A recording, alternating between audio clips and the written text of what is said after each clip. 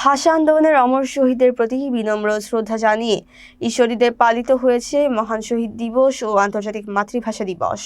রাত 12টা 1 মিনিটে এবং সকালের প্রথম প্রহরে ঈশ্বরদী কেন্দ্রীয় বাস টার্মিনালস্থ শহীদ মিনারে উপজেলা প্রশাসন, পুলিশ প্রশাসন এবং বিভিন্ন রাজনৈতিক সংগঠনের পক্ষ থেকে পুষ্পস্তবক অর্পণ করা হয়। উপজেলা নির্বাহী অফিসার আরিফুল ইসলাম এবং ঈশ্বরদী সার্কেলের অতিরিক্ত পুলিশ সুপার প্রণব কুমার প্রশাসনের পক্ষ থেকে শহীদদের প্রতি শ্রদ্ধা নিবেদন করেন। বাংলাদেশ জাতীয়তাবাদী দল বিএনপির বিভিন্ন গ্রুপ পৃথকভাবে র্যালি ও পুষ্পমাল্য অর্পণের মাধ্যমে দিবসটি পালন করে। এতে এক গ্রুপে নেতৃত্ব দেন ইসলাম হোসেন জুয়েল এবং অন্য পক্ষে নেতৃত্ব দেন রফিকুল ইসলাম নয়ন। উপজেলা পরিষদ মিলনায়তনে উপজেলা প্রশাসনের আয়োজনে ভাষা শহীদদের স্মরণে আলোচনা সভা ও শিক্ষার্থীদের মাঝে পুরস্কার বিতরণী অনুষ্ঠান অনুষ্ঠিত হয়। প্রধান অতিথি হিসেবে উপস্থিত ছিলেন পাবনা 4 আসনের সংসদ সদস্য ও জামায়াতে ইসলামী পাবনা জেলা আমির অধ্যাপক আবু তালেব মণ্ডল। উপজেলা নির্বাহী অফিসার আরিফুল ইসলামের সভাপতিত্বে অনুষ্ঠানে উপস্থিত ছিলেন ঈশ্বরদী সার্কেলের অতিরিক্ত পুলিশ সুপার প্রণব কুমার, সহকারী কমিশনার আসাদুজ্জামান সরকার, ঈশ্বরদী থানার ভারপ্রাপ্ত কর্মকর্তা মুমিনুজ্জামান এবং অন্যান্য সরকারি কর্মকর্তা ও বিভিন্ন রাজনৈতিক, সামাজিক ও সাংস্কৃতিক সংগঠনের নেতৃবৃন্দ।